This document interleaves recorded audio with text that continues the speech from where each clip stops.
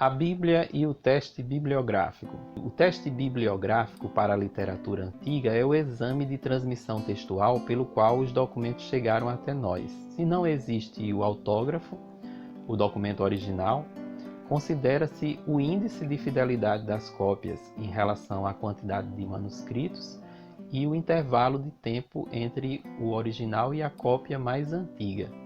Esse teste é aplicado à Bíblia para ver como ela se sobressai em relação a outros textos antigos, e assim pode atestar a sua confiabilidade. Para o Antigo Testamento, consideramos 3 fontes textuais: o Talmude, o texto massorético e os rolos do Mar Morto.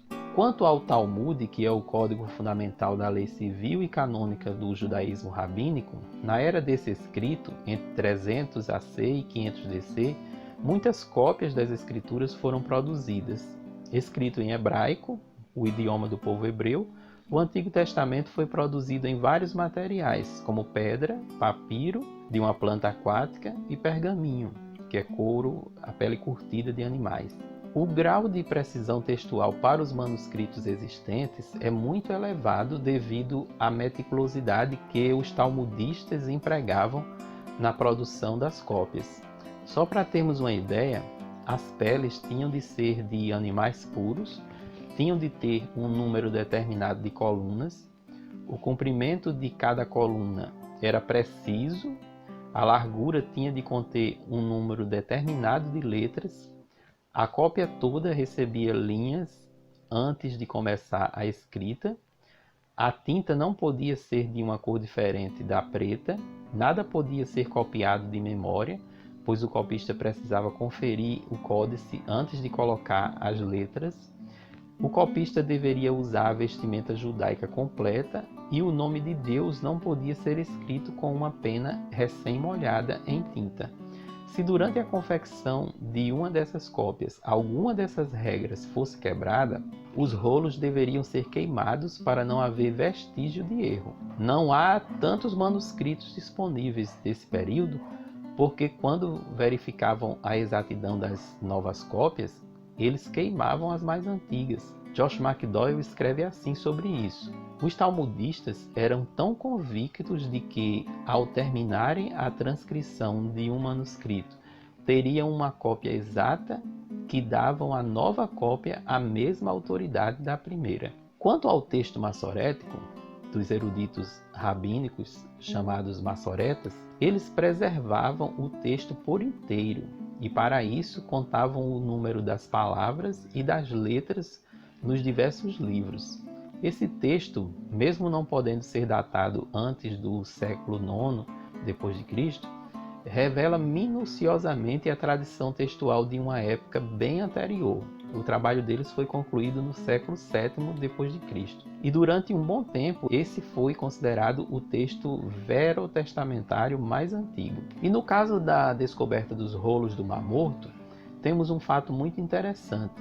O texto massorético era considerado o mais antigo pelos pesquisadores da Bíblia, até que em 1947 foram descobertos os rolos do Mar Morto. Antes dessa descoberta, muitos estudiosos ainda se perguntavam sobre a possibilidade de confiar no texto massorético, já que ele tinha sido copiado tantas vezes. A comparação entre os manuscritos do Mar Morto e os manuscritos mais antigos até então responderam à pergunta de forma surpreendente. Um exemplo frequentemente comentado diz respeito ao texto de Isaías, encontrado na Gruta 1, que concorda em 95% com o texto massorético. E os outros 5% compreendem lapsos óbvios da pena e variações de grafia. Para simplificar, eu vou colocar aqui uma citação do livro de Paul Little. O texto se acha extremamente próximo ao nosso texto massorético.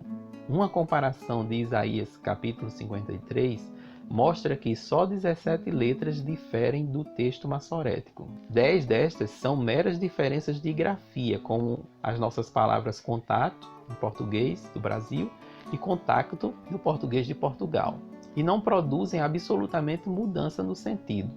Outras 4 são diferenças muito insignificantes, tais como a presença de conjunção, que é muitas vezes uma questão de estilo, e as outras 3 letras diferentes são as presentes na palavra hebraica para luz, que é agregada depois de ele verá, no versículo 11. De 166 palavras nesse capítulo, apenas esta única palavra está realmente em questão e não muda absolutamente o sentido da passagem bíblica. Isso é típico do manuscrito inteiro. Para o Novo Testamento, voltamos nossa atenção para os 3 itens.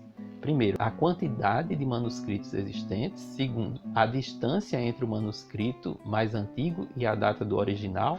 E terceiro, o índice de fidelidade das cópias comparadas. Todas as obras antigas que chegaram até nós vieram por meio de cópias. A Ilíada de Homero, a História de Heródoto, as obras de Platão e Aristóteles e tantas outras foram editadas depois de exames cuidadosos dos manuscritos. Por isso, criticar a Bíblia dizendo que ela não pode ser confiável porque não existe o texto original é criticar por extensão toda a história e boa parte do conhecimento filosófico e científico. O curioso é que os estudiosos não costumam duvidar desses autores clássicos, né?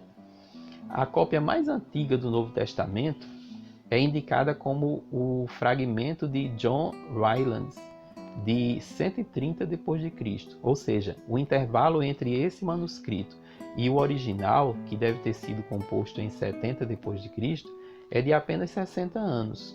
Comparando com outras obras antigas, vemos que o resultado é bastante diferente. Os escritos de Platão, com apenas 7 manuscritos existentes, tem sua cópia mais antiga datada de 900 d.C., ou seja, com um intervalo de tempo de 1.200 anos. Em resumo, o Novo Testamento supera qualquer obra antiga em quantidade de manuscritos e em proximidade de seus manuscritos com o texto original. Nessa tabela eu faço a relação do Novo Testamento com algumas obras clássicas e suas cópias mais antigas. Finalizando, há vários livros que auxiliam nesse assunto. Eu destaco Merece Confiança no Novo Testamento, de F.F. Bruce, As Grandes Defesas do Cristianismo, de Jefferson Magno Costa, A Bíblia, Fato ou Fantasia, de John Drane, Saiba Por Que Você Crê, de Paul Little, e um clássico no tema que é o Novas Evidências que Demandam um Veredito, de Josh McDowell. Com isso, nós mostramos que, em termos de confiabilidade, a Bíblia passa com louvor tanto nos testes da evidência interna, da evidência externa e também no teste bibliográfico.